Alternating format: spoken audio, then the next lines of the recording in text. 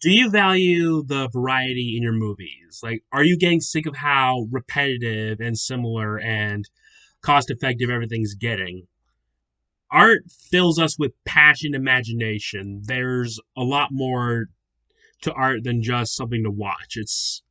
Or see. It's something that helps inspire imagination. It fills us with the drive to change our lives, not just for ourselves, but for others. And this sort of power is being restricted right now by what you could argue to be unethical practices. And much of those are just kind of being ignored. Who we are is shaped by the media we consume. And I'm concerned at how much of it is being made with as few risks as possible, almost like it's none of it's really being made by people. An insane amount of time and money go into so few projects, while the stuff that actually takes a chance just remains invisible. And it could lead to bigger consequences down the line. Homogenized entertainment is a bigger problem than you might think. Today, the biggest media conglomerates are buying out as much market share as they can get, like trying to see who can be the biggest and drive up the biggest profits without having to do as much. And because of this, artists aren't allowed to act of their own will. Many crew members have their hands tied, and many of these companies punish people that don't give in. For instance, we have artists and creators not being valued, as seen with C.H. Greenblatt, director of Harvey Beaks and writer on SpongeBob, being mistreated by the network and not being allowed to let his show have a fair shot. And as we see with HBO Max and Warner Bros. Discovery, we have complete projects being taken down and hidden from the world because some higher ups figure out how to make a little money off of it. And then we have big companies, particularly Disney, pushing smaller businesses like movie theaters by making deals where they get the short end. Disney gets the big end, but they can't say no because they can't afford to not have the new Star Wars out this year. These problems are massive, as well as the corporations that perpetuate them, but there is hope to deal with it. These companies pay attention to what is profitable, critically successful, and any other avenue they can prove that there will be an audience to support it financially.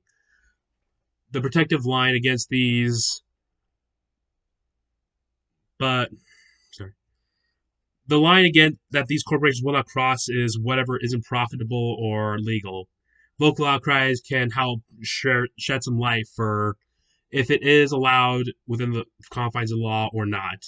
The most effective solution is to petition your the local government, as well as trying to contact bigger congressmen and other representatives so that they can bolster antitrust laws and force companies to not push around and dominate the market. A corporation does care about money, but they will only go so far, and if we're careful, they'll go farther than they're ever allowed to. And there have been instances in the past where they do need to have their boundaries set. In the 1940s, there was a set of rules called the Paramount Decrees, which announced that theaters and studios could not obtain a specific amount of market share.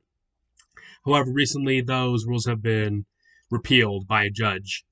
And as we saw very recently with the company Ticketmaster, when one company has pretty much all the power, that leaves all of the consumers unable to buy the product legitimately. And now you have these Taylor Swift tickets on sale for over $90,000 each.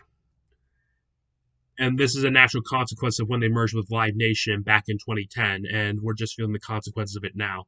There are people who would argue that allowing these companies to merge will result in better products, better services, just allowing the company to put all their assets into what they produce. But as we see with Disney treating theaters, how many companies like Warner Brothers and Viacom treat smaller artists and their projects, we see that this is not the case in the entertainment industry. It actively hurts not only the people making the content, but also the consumers buying it. We need to make sure that they don't have the opportunities to take advantage of anyone working with them or buying from them. If we don't tie their hands, they'll tie ours. A world without restrictions is like Pandora's box. That means every possible imaginable bad consequence, like high prices, low quality services that don't work, and no real alternative existing, are just a few things that will be the norm if we don't try to fight against corporate control.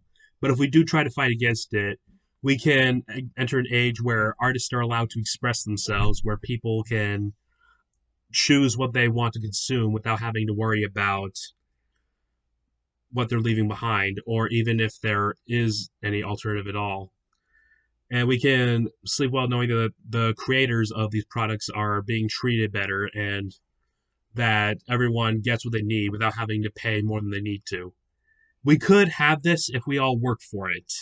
Companies are fighting each other for the opportunity to rule the market, to get as much money without doing anything. And the mediums of film, video games, television, music, and so much else will be turned into factories producing the same type of safe, reproducible content for money. They'll keep fighting to rule this world until we fight back. Share your frustrations, call your representative or congressman, and let them know how much this issue matters not only to you but to everyone else. Let everyone know that there's more at stake than Marvel movies just not being as good as they used to be.